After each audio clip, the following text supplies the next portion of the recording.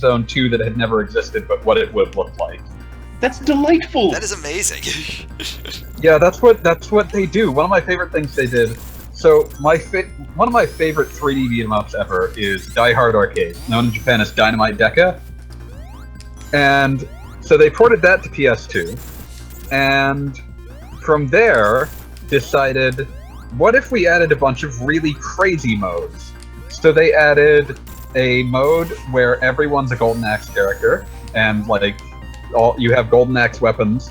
They added an Altered Beast mode where you're like able to transform into beast form, but that drains your health and you only get 1 life. And they added like a mode where you're playing as Sagata Sanshiro. That is beautiful. Who is unkillable, Of but course, has to Sagata finish in a specific Sanshiro. time. But he has to finish within a specific time limit. Oh, and it turns the rocket launcher into a tennis ball launcher. That makes sense too, because of because of the one ad. It's so good.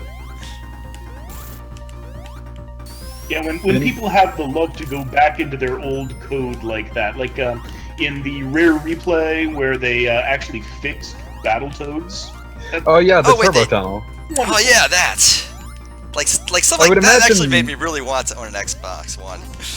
Yeah, no, Rare Replay is a wonderful collection because it also just has like, oh, here's like, we tracked down all the developers who worked on the old games, and they talked a bit more about that stuff.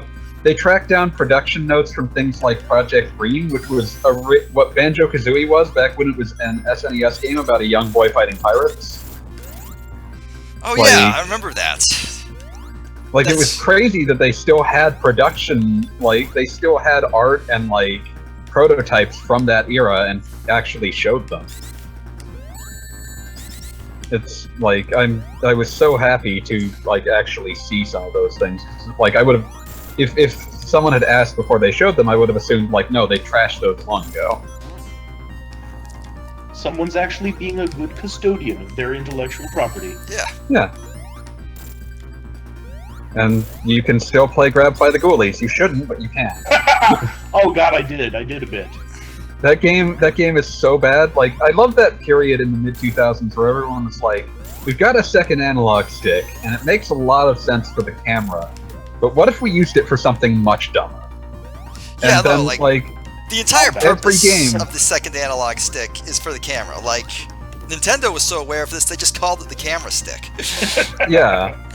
Like, they had made camera buttons, and then they were like, well, these aren't as useful as a stick, we'll turn it into the camera stick. Yeah, they literally just said, this is the camera stick, it is the stick for the camera. You're using this for something other than the camera, you done fucked up, I don't know what's wrong with you.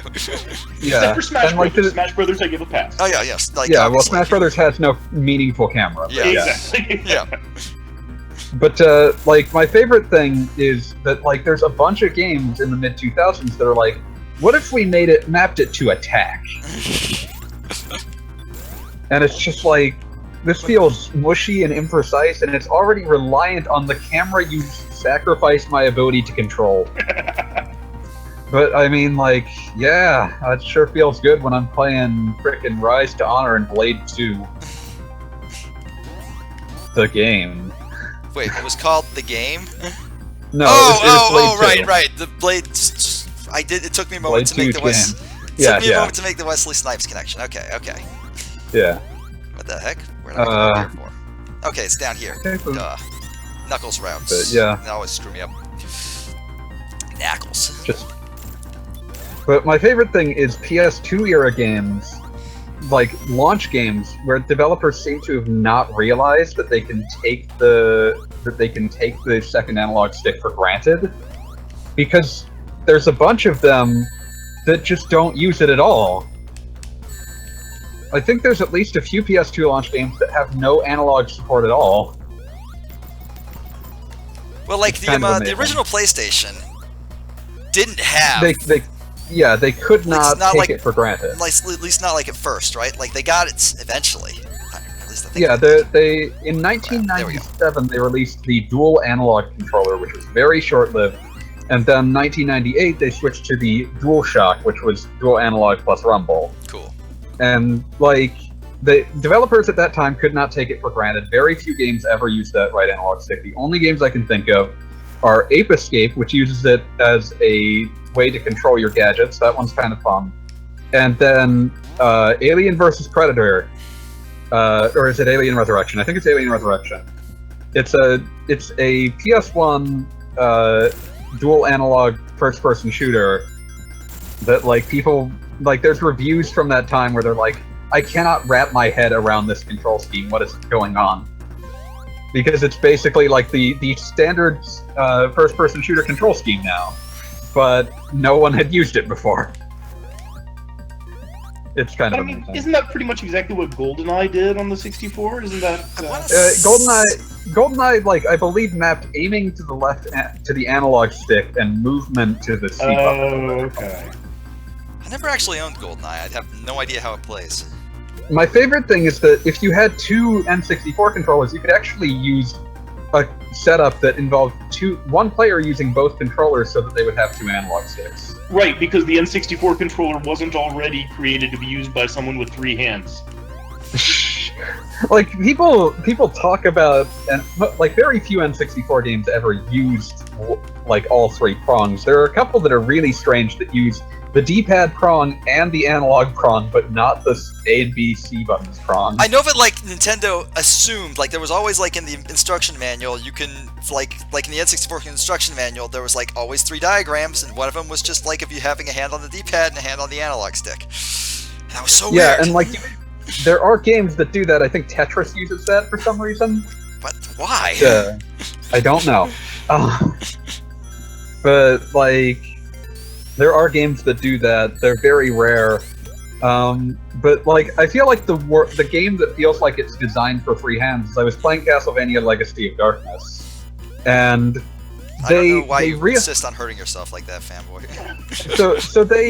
So they were aware that there were problems with the camera in Castlevania 64, and that they needed to find some way to give you control over it. Oh crap! But they weren't willing to sacrifice the C buttons to do that. So instead, they mapped. It was this is the most baffling thing. They mapped camera control to the D-pad, while movement control is mapped to the analog stick, and all actions are mapped to the A, B, and C buttons. Like, that game expects you to have 3 hands. You know, it's weirdly ahead of its time. But like, it works way better if you're playing on an emulator and can just map the D-pad to the right analog stick. There were my brother back in the Kishiwamp then. Oh yeah, tell him to get in here. That's fine. I'm going to. My brother owned a back in the N64 days. My brother got a got like a third-party N64 controller. I hate this boss. Goddamn. Had a third-party N64 controller that was shaped basically like a big boomerang, and it put like just the D-pad and the analog stick on the same prong. That would probably make Castlevania 64 a lot more playable, if not fun, because, you know, there's no polishing that turd, but still, like, it is like, an that's, option. But that's the sort of like, a thing that would have worked, but Nintendo was really into their whole, God, this boss taking me forever. There we go. It was really into their whole, like, let's just make you switch hands really quick a lot thing. Yeah, like it was I feel like part of the reason that Castlevania does that is that their camera does not seem to respond well to the idea of the character moving and the camera moving at the same